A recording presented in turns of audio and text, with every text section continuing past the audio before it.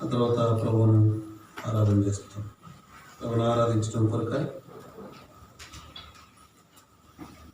దైవజనుడు హబక్కూకు రాసిన గ్రంథము 3వ అధ్యాయం. హబక్కూకు 3వ అధ్యాయము మొదటి 2 వచనాలు కలిపి చదువుతాం. హబక్కూకు గ్రంథము 3వ అధ్యాయము మొదటి 2 వచనాలు కలిపి చదువుతాం. ప్రవక్తయగు హబక్కూకు చేసిన ప్రార్థన వాద్యములతో పాడదగినది.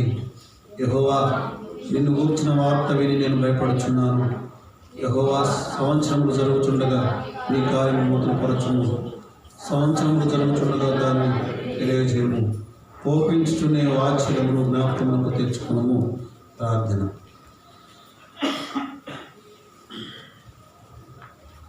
ప్రేమ పరిపూర్ణమైన తండ్రి, కృపా సంపూర్ణమైన మా దేవ, మా ప్రభు, మీ ప్రియకుమారుడు, మా రక్షకుడు యేసుక్రీస్తు ప్రభు వారి పావన పరిశుద్ధ నామములో వందనాలు స్తోత్రాలు చెల్లిస్తూ ప్రభు మరి యొక్క నూతన సంవత్సరంలో 2021వ సంవత్సరంలో కుటుంబం ప్రవేశింపచేసి ఈ విధానంలో ప్రభు ప్రియ తండ్రి మరి సజీవ లెక్కలు మమ్మల్ని చేర్చి ప్రభు మా ప్రభువును ఆరాధించడం కొరకై మీ చూపును కృప బట్టి స్తుతిస్తున్నాం.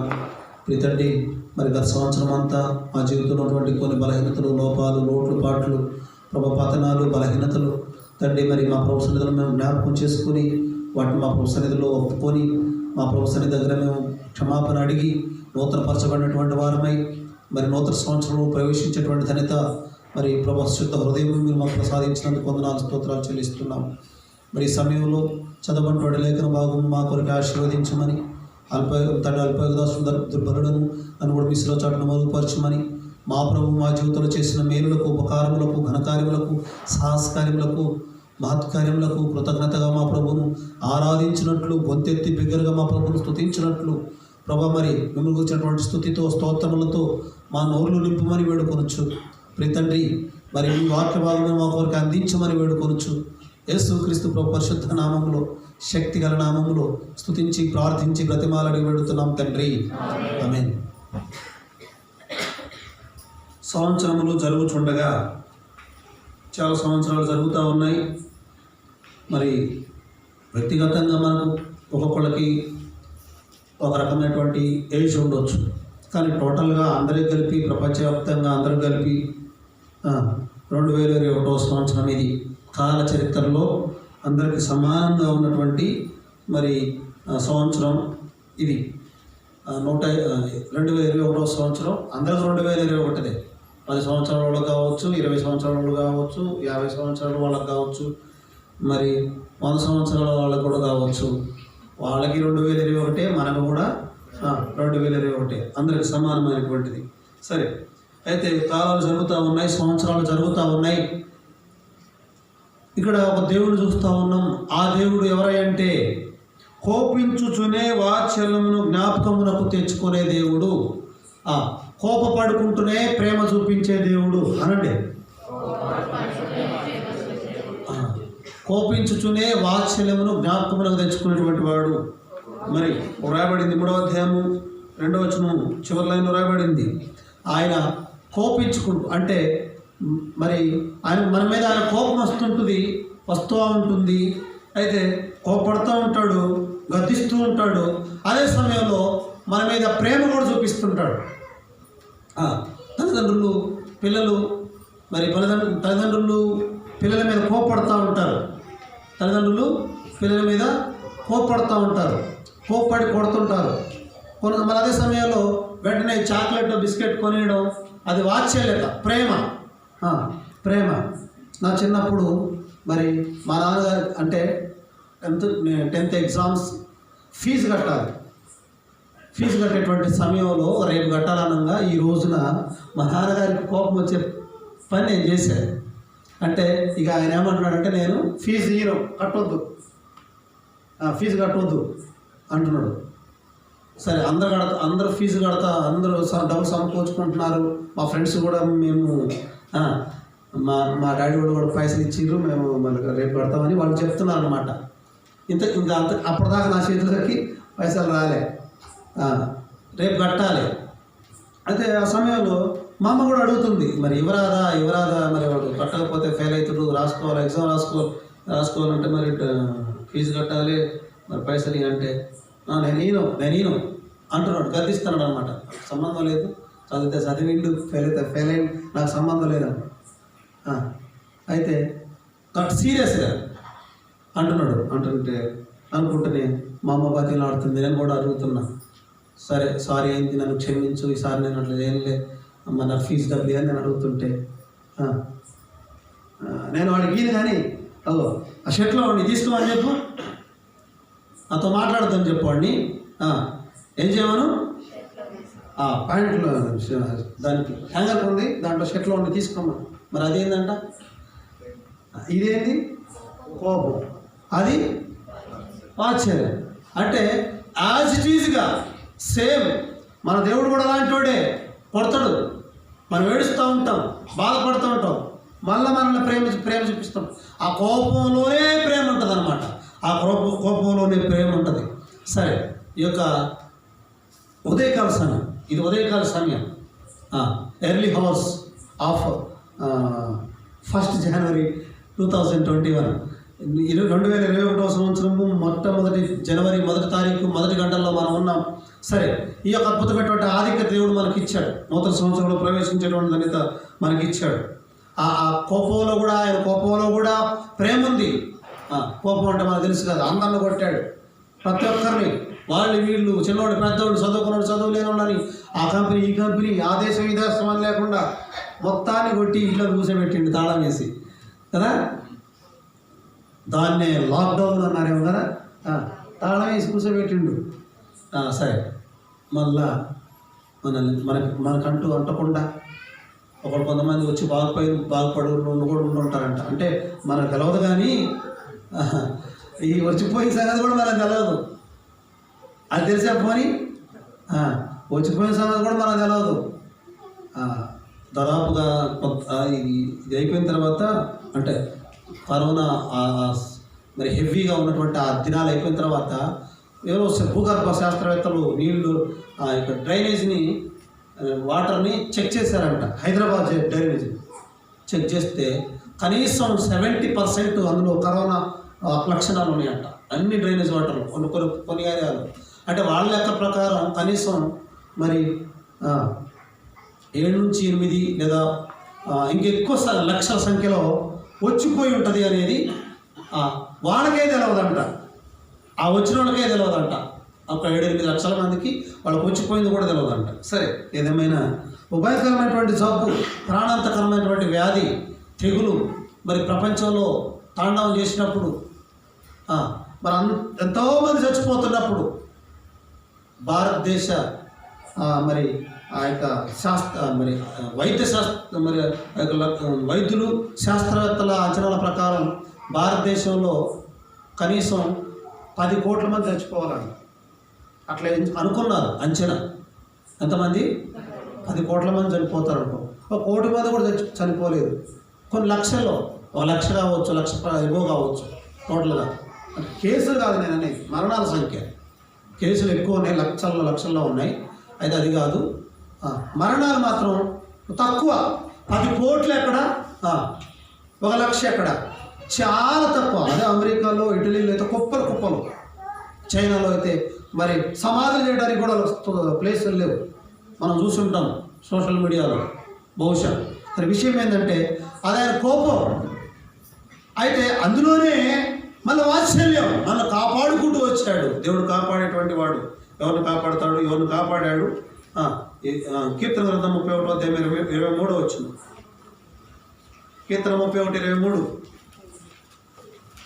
యెహోవా భక్తులారా, మీరందరూ ఆయనను ప్రేమించుడి. యెహోవా విశ్వాసులను కాపాడు. గర్వంగా ప్రవర్తించే వారికి వన్స్ అపాన్ ఎ టైం అవిశ్వాసం అంటే నన్ను ప్రేమించి, మరి విశ్వాసం కలిగినటువంటి వాడిగా, విశ్వాసరాలుగా నన్ను చేసావా, విశ్వాసిగా నన్ను చేసావా, రెహబోతు విశ్వాసిగా నన్ను కోరుకున్నావా, నన్ను కాపాడావా, నిన్ను ఆరాధిస్తున్నానయ్యా. విశ్వాసులను కాపాడే దేవుడు మరి కాపాడాడైనా, భద్రత ఇచ్చాడు, మనల్ని కాపాడాడు. విశ్వాస వర్గంలో మనల్ని తీసుకొచ్చి మనల్ని కాపాడాడు. ఓ ప్రభువా, ఒకనొకప్పుడు నేను అవిశ్వాసిని, మరి అవిధేయుణ్ణి, అజ్ఞాని, మరి పాప దశలో ఉన్నటువంటి వాడును నన్ను నీ విశ్వాసగా చేసుకొని కాపాడేవాడు. దేవుని యొక్క కాపుదల గురించి మనం ధ్యానించాలి. ఎవరిని కాపాడాడు? ఆయన ఎవరిని? మొట్టమొదటి విశ్వాసం. ఆ తర్వాత కీర్తన 37:28 ఏలైనగా యెహోవా న్యాయమును ప్రేమించువాడు, ఆయన తన భక్తులను విడవడు. వారెన్నటికీ కాపాడబడుదురు గాని భక్తిహీనుల సంతానం నిర్మూలమగును. 34:7 యెహోవా యందు భయభక్తులు గలవారి చుట్టూ ఆయన దూత కావలి ఉండి వారిని రక్షించును. భయభక్తులు గలవారు అటువంటి వారిని దేవుడు కాపాడినటువంటి వాడుగా ఉన్నాడు. ఇప్పుడు మనం ఎవరంటే ఆయన ఎందుకు భయభక్తులు కలిగినటువంటి వాడు. మొట్టమొదటిదేమో విశ్వాసం, రెండవదేమో భయభక్తులు కలిగినటువంటి వారు మనం కాబట్టి, అంటే ఆ వర్గంలో మనం ఉన్నాం కాబట్టి దేవుడు మనల్ని కాపాడు. తన దూతలను కావలి ఉంచి మనల్ని కాపాడినటువంటి వాడుగా ఉన్నాడు. ఆ తర్వాత మనం ఎవరు అంటే కీర్తన గ్రంథం 145:20 కీర్తన 145:20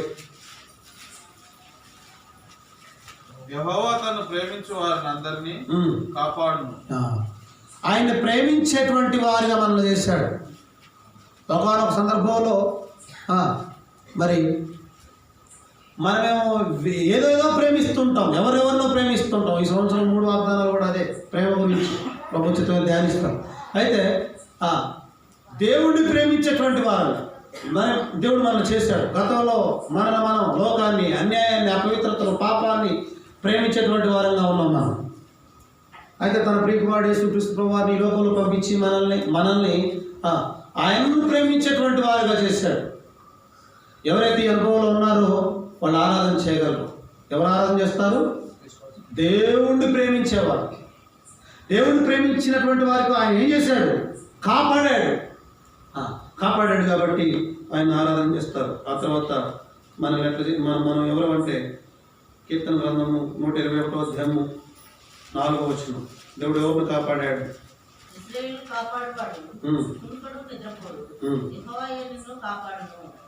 ఇశ్రాయేలును కాపాడాడు. ఇశ్రాయేలు అంటే వన్స్ అపాన్ ఎ టైం మనం యాకోబు లాంటి వారు. 43వ అధ్యాయం మొదట వచ్చిన యెషయా 43:1 అయితే యాకోబు నిన్ను సృజించిన వాడు యెహోవా, ఇశ్రాయేలు నిన్ను నిర్మించిన వాడు ఇలాగ సెలవిస్తున్నాడు. చూడండి, అక్కడ యాకోబు, ఇశ్రాయేలు రెండు ఉన్నాయి. ఎందుకు ఇశ్రాయేల్ అనొచ్చు? డైరెక్ట్గా గుర్తు చేయడానికి. మన బుద్ధి ఎలాంటి బుద్ధి అని? యాకోబు బుద్ధి లాంటి బుద్ధి అని. యాకోబు లాంటి బుద్ధి మోసకరమైనటువంటి బుద్ధి. మనకి ఇది ఈజీగా అర్థం కావాలంటే పండుగలు వచ్చినప్పుడు ఆఫర్స్ పెడుతుంటారు కొంతమంది. కుక్కర్లు, మిక్సీలు అవన్నీ పెట్టిన తర్వాత ఆ బాక్స్ మీద పాత రేటు ఉంటుంది. పాత రేటు అంటే 1600 ఉందనుకోండి, 1600 ఉంటుంది. ఇప్పుడేమో 1400కి ఇస్తున్నాడు. అంటే అంత తగ్గించిండు, 200 తగ్గించిండు. అయితే 1600 అని రాసి దాన్ని కొట్టేసి ఉంటుంది. ఆ రేటు ఉంటుంది, కానీ ఎట్లుంటుంది? అది కొట్టేసి ఉంటుంది. ఇప్పుడు అమ్మే రేటు పక్కన ఉంటుంది. ఇప్పుడు డైరెక్ట్గా ఇదే రేటుకి ఇస్తాడు కదా, ఈ రేటుకి అయితే ఇవ్వడు కదా, అంటే పాత రేటుకి అయితే ఇవ్వడు కదా. మరి ఇప్పుడు అది ఎందుకు పెట్టాడు అక్కడ? మనకు అర్థం కావడానికి. ఇంతకుముందు ఎంత ఉండేది? అంత ఉండేది. ఇప్పుడు ఇంతకు ఇస్తున్నాడు. ఇశ్రాయేలు అని చెప్పుకుంటూ మన యాకోబు అంటున్నాడంటే ఒకసారి గుర్తు చేసుకో. మోసం, అపవిత్రత, వేషధారణ, గొత్తు మార్చి, నాటకం వేసి, యాక్షన్ చేసి, అబద్ధమాడి మోసం చేసేటువంటి తత్వం ఇవన్నీ ఉన్నాయి. అయితే నేనేం చేశాను? నిన్ను విమోచించాను, పిలుచుకున్నాను, నా సొత్తుగా చేసుకున్నాను. ఇప్పుడు నువ్వు యాకోబు కాదు, ఇశ్రాయేలు. నీ పేరు ఇశ్రాయేలే. ఇప్పుడు ఇలాంటి అనుభవంలోకి వచ్చిన ఇశ్రాయేల్ని ఆయన ఏం చేస్తున్నాడు? కాపాడుతున్నాడు. ఎవరెవరిని కాపాడాడు దేవుడు? ఎవరిని కాపాడాడు? విశ్వాసుల్ని, తన భయభక్తులు గలవారిని, తను ప్రేమించేవారిని, ఇశ్రాయేలు. ఇంకొకళ్ళు చూద్దామా?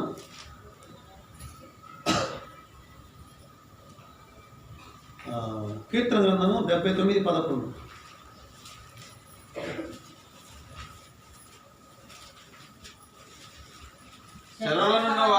చెరలోనున్న వారిని నిట్టూర్పు నీ సన్నిధికి రానిమ్ము. నీ బాహుబలాతిశయం చూపుము. చావునకు విధింపబడిన వారిని కాపాడు. చావునకు విధింపబడినటువంటి వారిని కూడా కాపాడాడు. మనం అలాంటి దశలో ఉన్నాం, అలాంటి వారినే ఉన్నాం. చావునకు అంటే ఆల్రెడీ ఆ జడ్జిమెంట్ వచ్చేసింది. ఇప్పుడు ఉదాహరణకు ఒక వ్యక్తి ఉరిశిక్ష వేయబడినటువంటి వ్యక్తికి అతనికి ఆ జడ్జిమెంట్ ఏంటి, ఆ తీర్పు ఏమొచ్చేసింది, చచ్చిపోవాలి, ఆ వ్యక్తిని ఉరి తీయాలనేటువంటి జడ్జిమెంట్ వచ్చి విధింపబడింది శిక్ష, మరణశిక్ష. అలాంటి వారంగా మనం ఉన్నప్పుడు, ఏ భేదం లేకుండా మనం పాపం చేసి పాపం వల్ల వచ్చిన జీతం మరణానికి పాత్రలుగా ఉన్నప్పుడు, అపరాధాల చేత పాపాల చేత చచ్చినటువంటి వారంగా అనగా మరణ విషయాలు మన దగ్గర ఉన్నప్పుడు ప్రేమగల దేవుడు ఆల్రెడీ దానికి విధింపబడినటువంటి వారిని, ఆల్రెడీ మరణానికి పోవలసినటువంటి వారిని తెలుసు కదా. ఆ వ్యక్తి కూడా ఎవరండి, దొంగల చేతిలో చిక్కినటువంటి వాడికి ఆల్రెడీ ఏమి లేదు, దగ్గర పడదు, కొరప్రాణం అవుతా అన్నాడు. ఇంకేమైనా కొన్ని నిమిషాల్లో కొన్ని గంటల నిమిషాలు ఏమవుతాడు, అతను చచ్చిపోతాడు. ఆల్రెడీ మరణం విధించబడిన లాజరును కూడా లేపు కూర్చోబెట్టాడు మళ్ళా కదా, సమాధి తెప్పించాడు, అతను పేద వస్త్రాలు ఇప్పించాడు. రాయబడిది అక్కడ యోహాను సువార్త 12వ అధ్యాయం అనుకోండి, 3వ వచనం అనుకుంటా, 2వ వచనంలో కావచ్చు.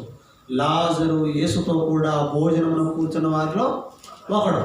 11వ అధ్యాయంలో చచ్చిపోయి ప్రేతల గుంపులో సమాధిలో ఉన్నాడు, కప్పు కొట్టేవాడు, వాసన వచ్చేవాడు. ఆల్రెడీ అది జడ్జిమెంట్ జరిగిపోయింది, విధించబడింది మరణం. ఓ ప్రభువా, నేను కూడా లాజర్లాగా మరణం అనే శిక్ష అనేటువంటి విధింపబడిందయ్యా. వాసన కొట్టే జీవితం అయ్యా, కప్పు జీవితం అయ్యా, ప్రేత వస్త్రాల జీవితం అయ్యా. నన్ను లేపావా, నన్ను పిలిచావా, భోజనాన్ని కూర్చోబెట్టావా, అనగా బెల్లకు కూర్చోబెట్టావా, నిన్ను ఆరాధిస్తున్నానయ్యా. వన్స్ ఆఫ్ ఆల్ టైం నాకు కూడా రావాల్సింది. కరోనా వచ్చినటువంటి వారు పాజిటివ్ వచ్చి మళ్ళీ బాగైనటువంటి వారిని అడగండి, మరణం అంటే ఏదో చెప్తారు. మా సొంత గ్రామంలో నాకు తెలిసినటువంటి మా ఫ్రెండ్స్కి, మా అల్లుడికి ఇక పూర్తిగా జీవితం మీద ఆశపోతుంది ఇక అంతే. ఎందుకంటే అందరూ చచ్చిపోతున్నారు కదా, అందరికీ ఇప్పుడు ఈ వ్యాధి వస్తే అది చచ్చిపోవడానికే కదా అన్న రీతిలో ఒక రకమైనటువంటి భయాందోళనకు గురయ్యి ముందు ఆ జబ్బుతో ఏమో కానీ ఆ భయంతో చచ్చిపోతుంటారంట కొంతమంది. అయితే చావు విధింపబడినటువంటి వారిని సైతం కాపాడినటువంటి వాడు దేవుడు. ఓ ప్రభువా, నేను కూడా ఆ శిక్ష నా మీదకి వచ్చి నా పాపాల వల్ల, నా శాపాల వల్ల నేను ఆ మరణ శిక్ష విధించబడి ఆల్రెడీ శిక్ష విధించబడినటువంటి ఆ శిక్షను పోవాల్సినటువంటి వాడిని దాన్ని నా శిక్ష తొలగించావా, ఆ శిక్ష నీ మీద వేసుకున్నావా, ఆ మరణం నువ్వు పొందుకున్నావా, నా చావు నువ్వు చనిపోయావా, నాకు బదులుగా నువ్వు మరణించావా. నిన్ను ఆరాధిస్తున్నానయ్యా. ఈ రోజున నూతన సంవత్సరంలో నన్ను నిలబెట్టావా, రెహబోతులు నన్ను నిలబెట్టావా, నిన్ను ఆరాధించేవాడుగా దానిగా నన్ను సజీవురాలుగా నన్ను ఉంచావా, సజీవుడుగా నన్ను ఉంచావా, సజీవ లెక్కలో నన్ను చేర్చావా, చావునకు విధింపబడిన నన్ను కాపాడావా. ఓ ప్రభువా, ఎంత ప్రేమయ్య నీది. మనం ప్రభువును ఆరాధించేటువంటి వారంగా ఉండాలి. ఆ తర్వాత ఒకటేంటంటే ఎవరిని కాపాడాడు 5 విషయాలు చూసాం. చెప్పండి. విశ్వాసాలను కాపాడాడు అంటే మనమే, అంతకుముందు విశ్వాసంగా చేసి కాపాడాడు. 2 భయభక్తులు కలిగినటువంటి వారు, ఇంతకుముందు భయం లేనటువంటి వారు, తనను ప్రేమించేవారు, తన ఎందుకు భయభక్తులు కలిగినటువంటి వారుగా మనల్ని చేసి మనల్ని కాపాడాడు. 3 తను ప్రేమించేటువంటి వారు, ఏదేదో ప్రేమిస్తున్నటువంటి వారంగా ఉన్నప్పుడు ఆయన ప్రేమించే వారిగా మనల్ని చేసి మనల్ని కాపాడాడు. 4 ఇశ్రాయేలును కాపాడాడు అనగా మోసపూరితమైనటువంటి జీవితంలో ఉన్నటువంటి మనల్ని, అబద్ధ జీవితంలో ఉన్నటువంటి మనల్ని, నటనా జీవితంలో ఉన్నటువంటి మనల్ని మార్చి అనగా యాకోబును మార్చి ఇశ్రాయేలుగా చేసి ఆ ఇశ్రాయేలును కాపాడాడు. 5వది చావునకు లోనైనటువంటి మనల్ని, అంటే మరణ శాసనం విధింపబడి ఆల్రెడీ మరణానికి చేరువై ఇంకా మరణించి కూడా ఉన్నటువంటి మనల్ని ప్రేమించి ఆ మరణ వేదనను మనం తొలగించి సజీవ లెక్కలు చేర్చి మనల్ని కాపాడాడు. ఎప్పుడు కాపాడాడు అంటే ఎలాంటి సమయాల్లో, ఎలాంటి సమయంలో గమనించండి. ప్రకటన 3:10 3:10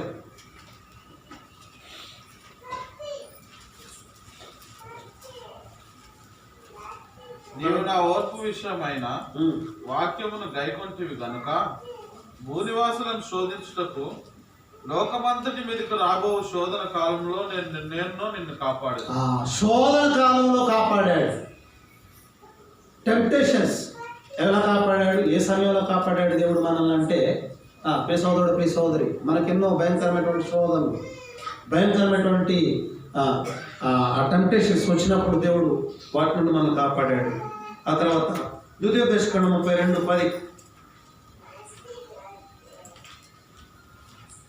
ద్వితీయోపదేశకాండం 32:10, అరణ్య ప్రదేశములోను భీకర ధ్వని గల పాడైన ఎడారిలోను వాని కనుగొని ఆవరించి పరామర్శించి తన కనుపాపం వలె వాడిని కాపాడాను.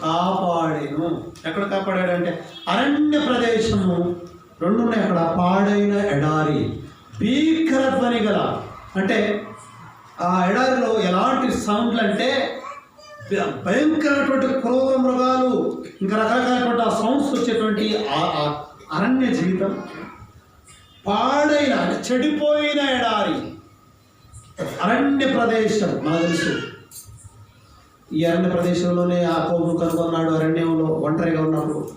అదే అరణ్య ప్రదేశంలో నీళ్లు లేక సమస్యలు ఏడుస్తున్నటువంటి హాగర్ ఆయన కొడుకును కనుగొని చూసి, అందుకని ఆరాధన చేసింది, నన్ను చూస్తున్నవాడు, చూస్తున్న దేవుడవయ్యా నన్ను చూచినావు. చిన్నప్పుడు నా అక్కడ బాప్టిస్ట్ చర్చిలో వినేది పాట. ఆరాధన చేసింది, నువ్వు ఆరాధన చేయలేవా? ఓ ప్రభువా, నేను ఒకనొక సందర్భంలో పాడైన చెడిపోయినటువంటి ఎడారి, భీకర ధ్వని గల ఎడారి, అరణ్య ప్రదేశం అంటే ఎండిపోయినటువంటి స్థితిగతులు, నీళ్లు లేనటువంటి స్థితిగతులు, పచ్చదనం అటువంటి లేని స్థితిగతులు, ఆహారం లేనటువంటి స్థితిగతుల్లో ఉన్నప్పుడు నన్ను కాపాడేవా. ఒకటి శోధన కాలం, పాడైన ఎడారిలో, అరణ్య ప్రదేశంలో మనల్ని కాపాడాడు. ఆ తర్వాత 57వ అధ్యాయం నుంచి వచ్చిన కీర్తన, నన్ను కరుణింపు దేవా, నన్ను కరుణింపు, నేను నీ శరణు చొచ్చి ఉన్నాను. ఈ ఆపదలు తొలగిపోవు వరకు నీ రెక్కల నీడను శరణు చొచ్చి ఉన్నాను. మహోన్నతుడైన దేవునికి. తర్వాత యెషయా 26:3,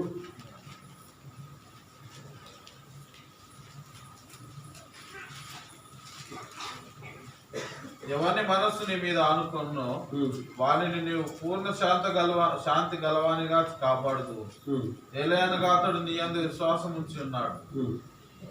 తర్వాత 32:2, అదే యెషయా, మనుష్యుడు గాలికి మరుగైన చోటు వలన, గాలివానకు చాటైన చోటు వలన ఉండును. ఎండిన చోట నీళ్ల కాలువ వలన, అలసట పుట్టించు దేశమున గొప్ప బండ నీడ వలన ఉండును. చాలు, ఆ గొప్ప బండ, ఆ మనుషుడు గాలివానలో తోడుగా ఉండి అడ్డుగా ఉండి కాపాడినటువంటి దేవుడు ఎవరయ్యా అంటే మరి యేసుక్రీస్తు ప్రభువారు. ఓ ప్రభువా, నా జీవితంలో కూడా ఎన్నో గాలివానలు, ఎన్నో తుఫాన్లు, గాలివానలు వచ్చినప్పుడు ప్రభువా నన్ను కాపాడావు. అంటే గాలివానలు అంటే ఏదో వర్షాకాలం వచ్చేటువంటి ఆ గాలివానలు కాదండి, ఆత్మీయమైనటువంటి విధానంలో మరి మనం ఊహించకుండానే ఎగిసిపడేటువంటి అలలు, ఉత్తమ తరంగాలు, మరి పెనుగాలులు, సుడిగుండాలు, తరంగాలు, ఇవన్నీ ఒక్కసారిగా ఆ యొక్క శిష్యుల ధోరణిని చుట్టుముట్టప్పుడు అది అతలాకుతలం అవుతుంది. అందులో ఒక ధోరణిలోకి నీళ్ళు వస్తున్నాయి, మునిగిపోవడానికి రెడీ అయిపోతుంది. ఆ ధోరణి మీద కొడుతున్నాయి, ఆ ఇంటి మీద కొట్టుకుంటున్నాయి. ఏ ఇంటి మీద అంటే పంట మీద కట్టబడిన ఇంటి మీద కూడా కొట్టినాయి గాలివానలు. అయితే స్థిరపడి బలంగా ఉండేటట్టు చేశాడు. ఓ ప్రభువా, ఓ మనుషుడా, నాకు చోటుగా అడ్డుగా ఉన్న మరి ఆ యొక్క మరి అడ్డుగా ఉన్నటువంటి అడ్డమైనటువంటి నా నాదుడా యేసయ్యా, నేను ఆరాధిస్తున్నానయ్యా. నా గాలివానంలో ఎన్నో వచ్చినాయి ఈ సంవత్సరం అంతా, రాలేదా? అనుభవపూర్వకంగా ఆరాధన చేద్దాం. ఓ ప్రభువా, అన్ని రకాలుగా అన్ని దిక్కుల నుండి నలుదిక్కుల నుండి గాలి విసిరి ఆ ఇంటి మీద కొట్టారు. ఆ దోణి, ఆ ఓడ అతలాకుతలమైపోతూ ఉంది. యేసుప్రభు వారు వెంటనే గద్దించాడు. ఏం చేశాడు యేసుప్రభు వారు? ఆ గాలిని, సముద్రమును గద్దించగా వెంటనే మిక్కిలి అది నిమ్మళమాయం. అనండి, నిమ్మళమాయం. ఓ ప్రభువా, నా మీదకి వచ్చినటువంటి ఆ అలల్ని, ఆ సుడిగుండాలన్నిటినీ ఆ తుఫాన్లన్నిటిని నిమ్మలం చేసావయ్యా, గతించావయ్యా. ఇప్పుడు పీస్ఫుల్ వాతావరణం నాకు ఇచ్చావయ్యా, నిన్ను ఆరాధిస్తున్నానయ్యా. 3, 4 అయినాయా? ఎప్పుడు కాపాడాడు? ఎలాంటి స్థితిగతుల్లో కాపాడాడు? 1 శోధన కాలంలో, 2 పాడైన ఎడారిలో, 3 అరణ్య ప్రదేశంలో, 4 గాలివానలో, 5వది కీర్తన గ్రంథం 21వ అధ్యాయం 8వ వచనం. నీ హస్తము నీ శత్రువులందరినీ చిక్కించుకొనును, నీ దక్షిణ హస్తము నిన్ను ద్వేషించే వారిని చిక్కించుకొను. 121:8.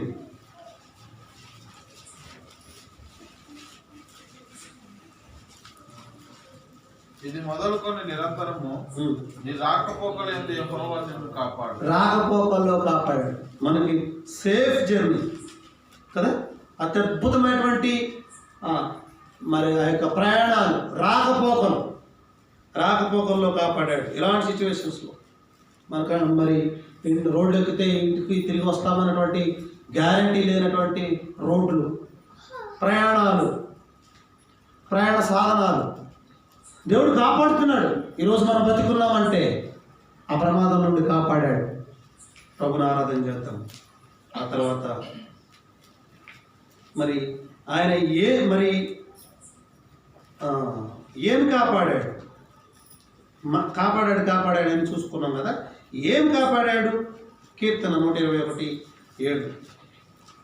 ఏ అపాయమును రాకుండా యెహోవా నిన్ను కాపాడును, ఆయన నీ ప్రాణమును కాపాడు. మన ప్రాణాన్ని కాపాడాడు అనండి, ప్రాణాన్ని కాపాడాడు. ఎస్, ఎన్నో కీళ్ళు, ఎన్నో ప్రమాదాలు వచ్చి చనిపోవాల్సినటువంటి మనల్ని దేవుడు కాపాడాడు. 86:2 కూడా, కీర్తన 86:2. నేను నీ భక్తుడను, నా ప్రాణం కాపాడును. నా దేవా, ప్రాణాన్ని కాపాడాడు, చనిపోకుండా మనం కాపాడాడు, సజీవుల లెక్కల్లో చేర్చాడు. ఇలాంటి అనుభవం ఉన్నటువంటి ఎవరైనా ఆరాధన చేయొచ్చు. ఓ ప్రభువా, నిజమేనైనా నువ్వు నా ప్రాణాన్ని కాపాడేవయ్యా. అక్కడ మరణ అంచుల దాకా పోయిందయ్యా, మరణ అంచుల దాకా.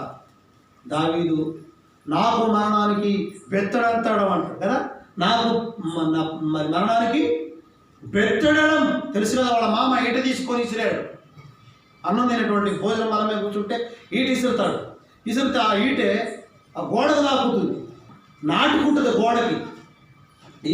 అప్పుడు మరి గొంతులోనో, కడుపులోనో, హృదయంలోనో, లేకపోతే మరి ఇంకెక్కడైనా దిగబడితే వెంట్రుక వాసిలో అతని ప్రాణం కాపాడబడింది. అందుకని దావీదు ఆరాధన చేయగలిగాడు.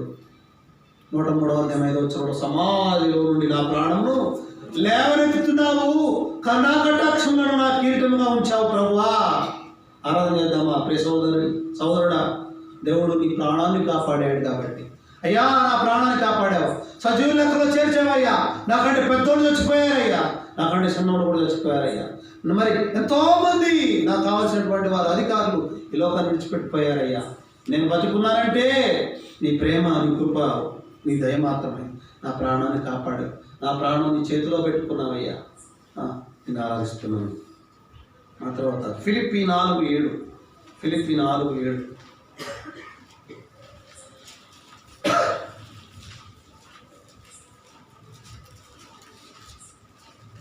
అప్పుడు సమస్త జ్ఞానమునకు మించిన దేవుని సమాధానము యేసుక్రీస్తు వలన మీ హృదయములకును మీ తలంపులకును కావాలి. హృదయానికి కావాలి. ప్రాణాన్ని కాపాడాడు. రెండోది హృదయాన్ని కూడా కాపాడాడు అనండి. హృదయం, హార్ట్ పేషెంట్స్కి ఇది ఎంత రిలేటెడ్ వచనం అంటే ఇది. హృదయాన్ని కాపాడటం, గుండె చేతి ఉన్నటువంటి వారి హృదయాన్ని దేవుడు కాపాడాడు. మన హృదయాలను కూడా కాపాడాడు దేవుడు. మరి హార్ట్ ఫెయిల్ అయ్యి, లేకపోతే హృదయం సంబంధించినటువంటి వ్యాధులు, ఇవన్నీ మాత్రమే కాకుండా పాపంతో మరి నిండిపోతున్నటువంటి మన హృదయాల్ని ఆయన కాపాడాడు. 1, నా ప్రాణాన్ని కాపాడావు. 2, నా హృదయాన్ని కాపాడావు. 3 చూద్దామా? కీర్తన 34:20. ఆయన వారి ఎముకలన్నింటినీ కాపాడును. ఎముకలు కాపాడాడు అనండి. 1 ప్రాణం కాపాడాడు. 2 హృదయాన్ని కాపాడాడు. 3 ఎముకలు కాపాడాడు. ఈ అనుభవం నీకు కూడా ఒకవేళ ఉంటే ఆరాధించి ప్రిసోదరుడు ఆయన మన ఎముకలు ఒకటి కూడా విరవబడకుండా పలువురు విరిగబడినా కానీ మళ్ళా సెట్ అయ్యేటట్టు లేదా బాగుపడేటట్టుగా అయ్యా నా ఎముకలు కాపాడేటువంటి దేవుడు నువ్వు కాపాడినవయ్యా. లేకపోతే ఎన్ని ప్రమాదాలు ఎన్నో రకాలుగా మరి కీలుగా 20 మరి విరగొట్టబడాల్సిన లేదా విరిగిపోవాల్సినటువంటి పనులు మనం చేసేది. ప్రేమ గల దేవుడు కాపాడుతూ వస్తున్నాడు, బలపరుస్తూ వస్తున్నాడు. ఏదో అయిద్ది అనుకున్నా కాలేదు. బండి మీద నుంచి కానీ డాబా మీద నుంచి కానీ మెట్ల మీద నుంచి కానీ పడినప్పుడు దేవుడు మన ఎముకలు కాపాడుతున్నాడు. కాపాడేవయ్యా నన్ను, నా ఎముకలు కాపాడేవయ్యా, నేను ఆరాధిస్తున్నాను. ఆ తర్వాత కీర్తన 147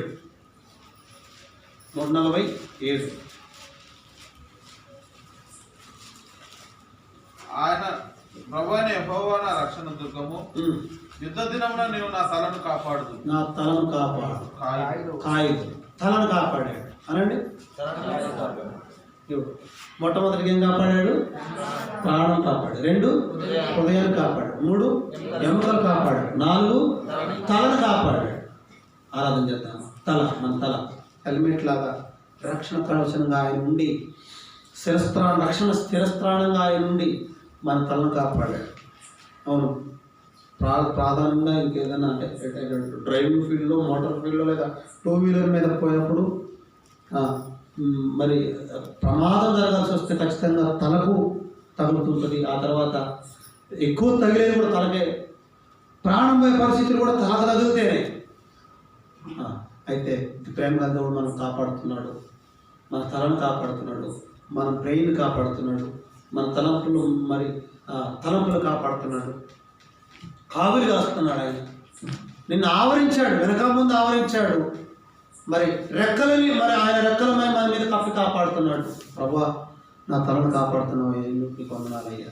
ఆ తర్వాత చివరిదిగా సామెతల గ్రంథం 3:26 యెహోవా నీకు ఆధారమగును, నీ కాలు చిక్కబడకుండానట్లు ఆయన నిన్ను కాపాడు. కాళ్ళు కాపాడు అనండి. ఇన్ని రకాలుగా మన శరీరంలో ఉన్నటువంటి విషయంలో ఆయన కేర్ తీసుకొని సజీవుల నుంచి మన తలను ఫస్ట్ కంటే చెప్పండి, ప్రాణాన్ని, హృదయాన్ని, ఎముకలని, తలను, కాళ్ళను కూడా కాపాడుతూ మరి దేవుడు మనకి సంరక్షణ భద్రత అనుగ్రహిస్తున్నాడు. ఏ విధంగా అంటే ఆయన ఏ విధంగా మనం కాపాడుతున్నాడంటే ఆ కాపుదల మనకి ఏ విధంగా ఇస్తున్నాడంటే యెషయా 51:16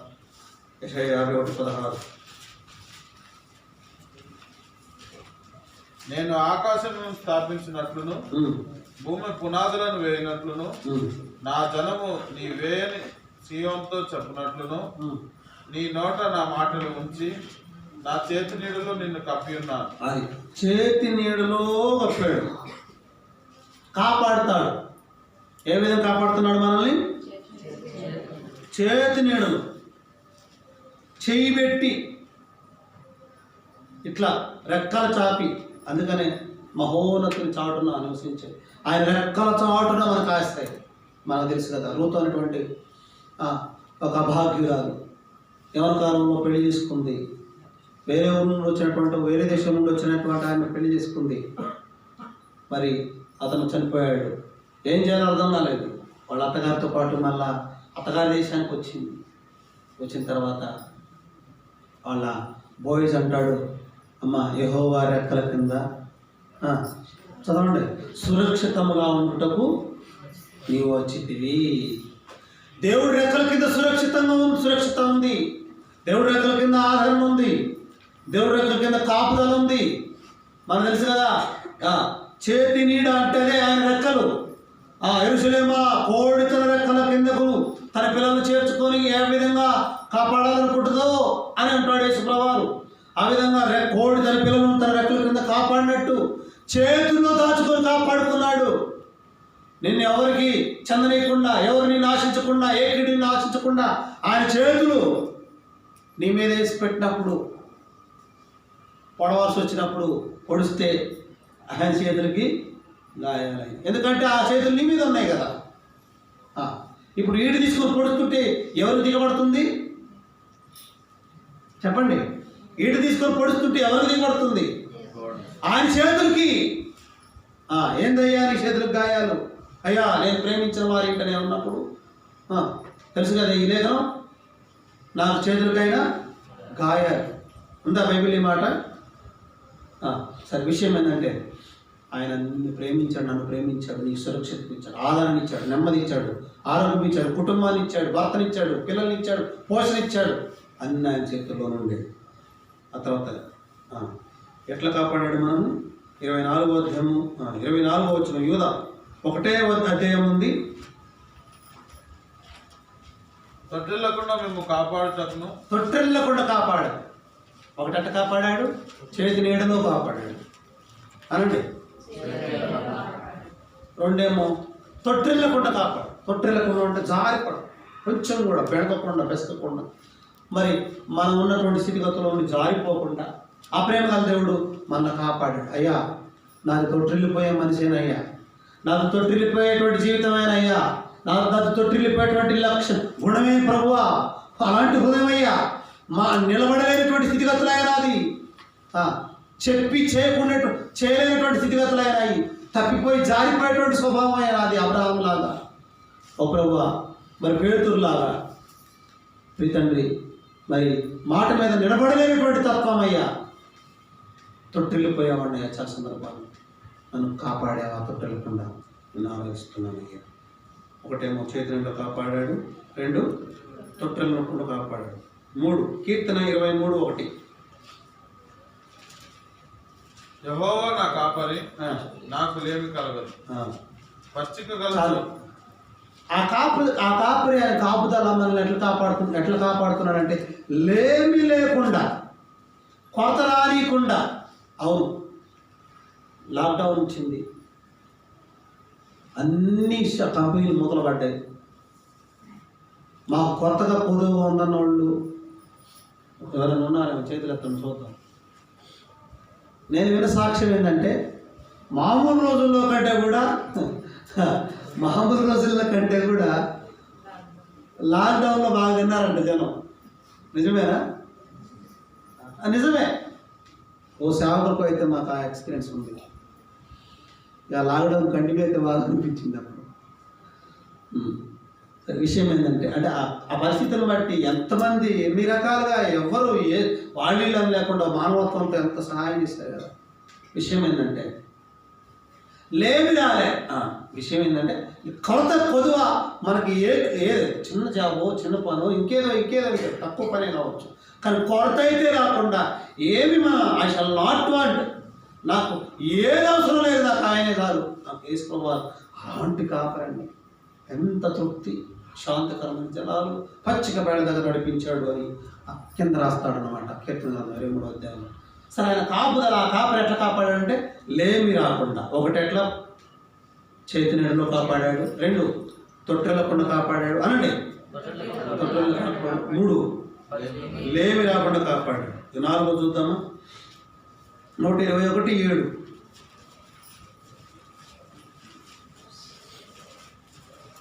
క్షమించండి 23 యెషయా 3 23 యెషయా 3 షీహోరు నాది ధాన్యము 26:3 షీహోరు నది ధాన్యము నైలు నది పంట సముద్రం మీద నీలోనికి తేబడుచుండెను. ఎవరి మనసు నీ మీద ఆనుకును వారిని నీవు పూర్ణ శాంతి గలవారిగా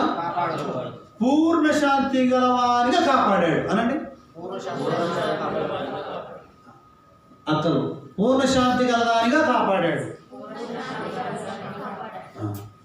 మనకి అంతకుముందు శాంతి, పూర్ణ శాంతి తర్వాత సంగతి గారి శాంతి, నెమ్మది లేకుండా టెన్షన్స్ ఉన్నప్పుడు ప్రేమ దేవుడు పూర్ణ శాంతి, ఆ టెన్షన్స్ అన్ని, ఆ ఇబ్బందులను తొలగించి ఒక మంచి మరి క్లారిటీగా మరి విశ్రాంతికరమైనటువంటి స్థితిగతులు మనకు అనుగ్రహించాడు. అందుకని మన ప్రభుని ఆరాధన చేద్దాం. 4 1 చేతి నీటిలో కాపాడాడు, 2 తొట్టెలు కూడా కాపాడాడు, 3 లేమి రాకుండా కాపాడాడు. 4 పూర్ణ శాంతి కలవాలని కాపాడాడు. 5వది ద్వితీయోపదేశకాండము 32వ అధ్యాయము 10వ వచనం.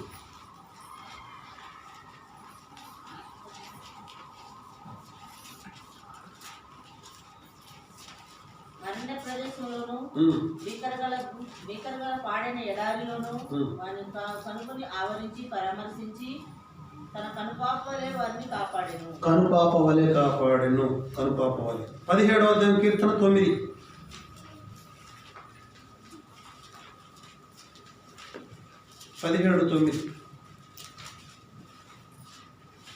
ఒకడు తన కనుపాపను కాపాడుకున్నట్లు నన్ను కాపాడు.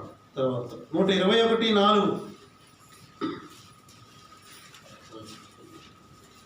ఇశ్రాయేలును కాపాడవాడు కునుకడు నిద్రపోడు. ఏ విధంగా కాపాడంటే కొనుకోకుండా నిద్రపోకుండా. కొనుకోవటం అంటే తెలుసా? ఇప్పుడు మనం చేస్తున్నామే అది.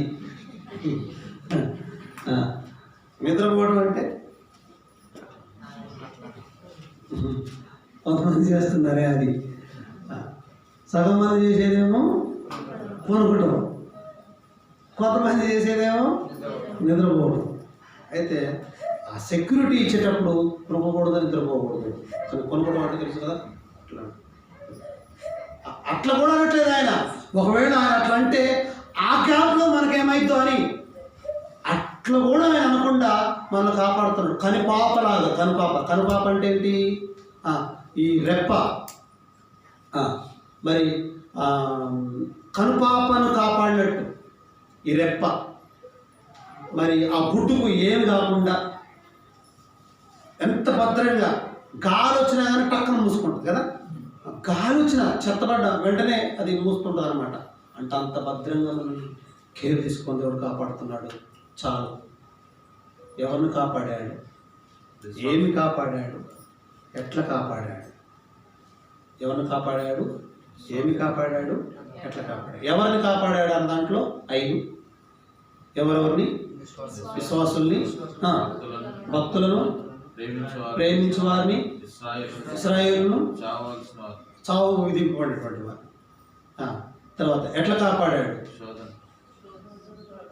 ఏమి కాపాడాడు, మన ప్రాణాన్ని కాపాడాడు, హృదయాన్ని కాపాడాడు, ఎముకలను కాపాడాడు, తలను కాపాడాడు, కాళ్ళను కాపాడాడు. ఎట్లా కాపాడాడు?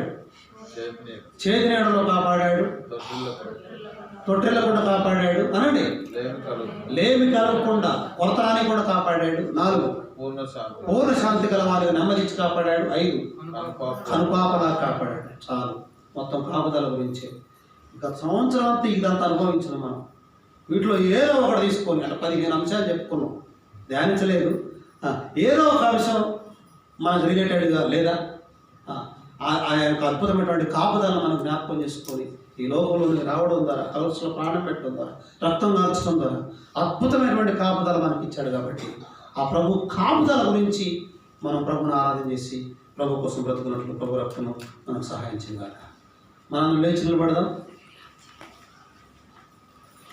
మీరు బైబిల్ తీసుకొని నిలబడండి.